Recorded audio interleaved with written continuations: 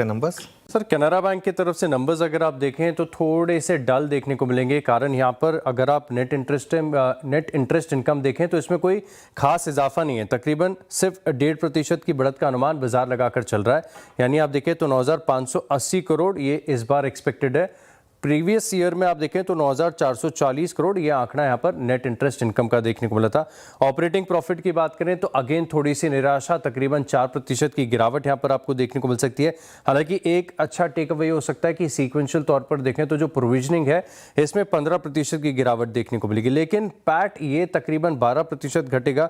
अब asset quality के लिहाज से देखें तो चाहे सरकारी बैंक हो या फिर प्राइवेट बैंक हो, सबकी तरफ से असेट क्वालिटी तो बढ़िया देखने को मिल रही है। तो जीएनपीएस और नेट एनपीएस दोनों कंफर्टेबल लेवल पर है और सीक्वेंशियल तौर पर आप देखें तो स्लाइट इंप्रूवमेंट भी यहाँ पर आपको नजर आएगा। लेकिन दिक्कत की बात एक और हो सकती है कि डिपॉजिट ग्रोथ और लोन ग्रोथ ये थोड़ी सी धीमी पड़ी है। सीक्वेंशियल तौर पर देखें तो जो डिपॉजिट ग्रोथ 12.9% की थी अब वो घटकर 9% की देखने को मिलेगी, और साथ में जो लोन ग्रोथ 14.6% की थी इसमें भी हल्का सा मॉडरेशन है। 14.3% की ग्रोथ का अनुमान यहाँ पर मार्केट लगाकर चल रहा है।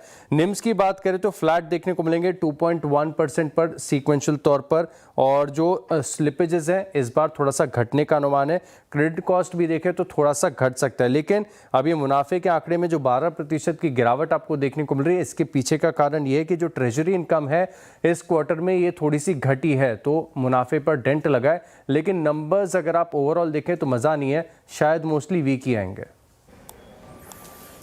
ओके, कैनरा के नंबर्स मोस्टली वीक आएंगे। अच्छा, इंडियन होटल्स आशीष, यहाँ पे क्या एक्सपेक्टेशन है?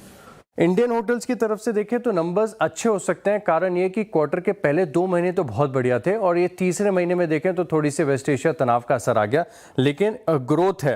रेवेन्यू में देखें तो तकरीबन 11% की ग्रोथ आपको देखने को मिलेगी।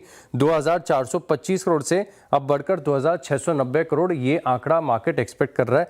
एबिटा 857 करोड़ से बढ़कर 960 करोड़ देखने को मिलेगा, यानी 12% की बढ़त यहाँ पर आपको देखने को मिलेगी। मार्जिन हालांकि यहाँ पर थोड़ा सा इंप्रूवमेंट नहीं है, मतलब 35.3% के एबिटा मार्जिन पिछले साल थे जो कि अब बढ़कर 35.7% देखने को मिलेंगे।